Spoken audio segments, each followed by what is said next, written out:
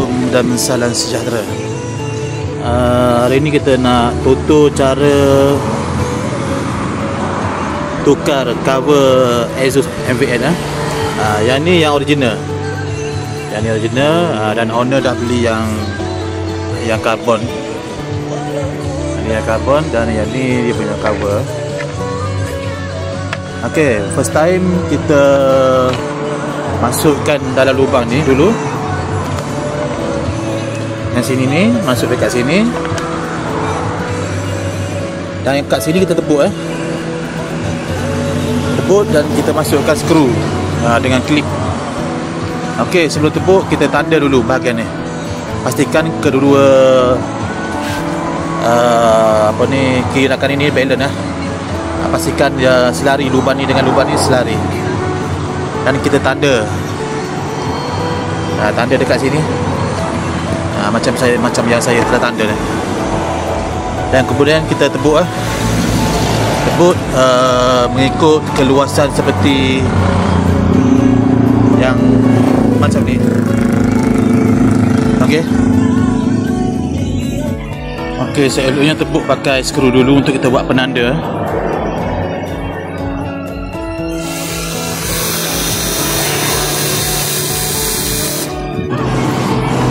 Okey, kita dah buat penanda dan kemudian kita pakai berdebuk yang besar mengikut ukuran yang macam dia punya lubang cover tu.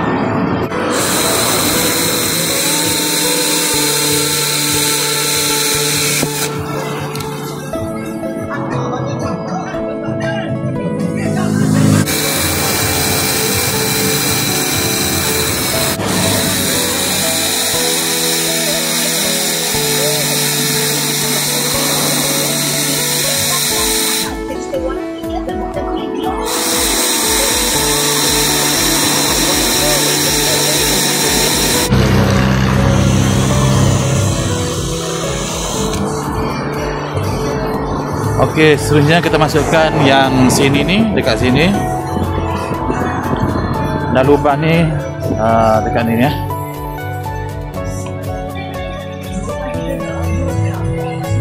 Okey.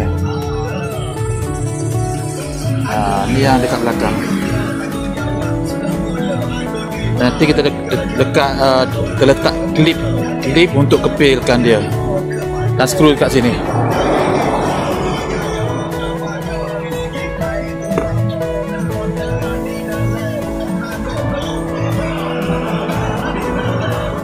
Kemudian kita masukkan ni klip dengan skru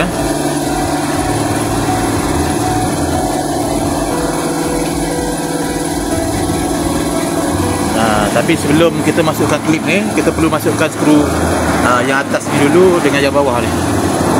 Kemudian baru cover dekat luar.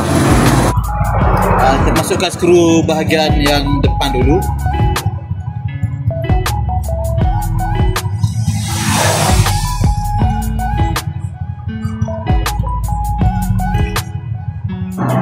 Okay, kita ketatkan bahagian depan ni. Dan dia punya klip ni kita letak dekat belakang.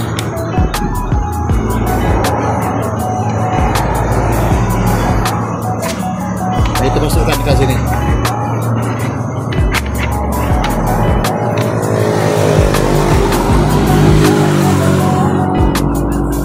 Dan kita skru.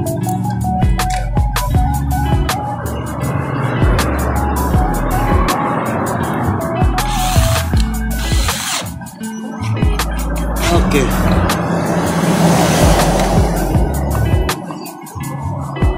Kemudian kita pasang skru yang kedua.